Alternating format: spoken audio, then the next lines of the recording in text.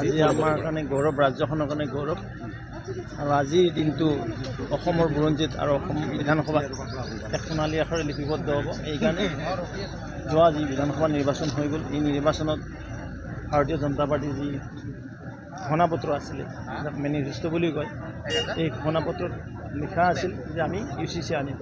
আৰু সেই নিমিত্তে সমগ্ৰ ৰাজ্যখনৰ আই মাতৃসকলে আমাক আশীৰ্বাদ দিছিল। আৰু এই আশীৰ্বাদ স্বৰূপে, অগ্নি মাৰ আশীৰ্বাদ স্বৰূপে আজি অসম বিধানসভাৰ পবিত্ৰ সদনত UCC ইউনিফাইড চিভিল পাঠ কৰা।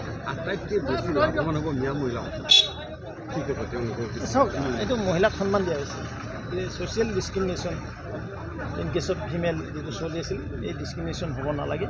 আৰু সেইকাৰণে unified civil common code pass কৰা হ'ল।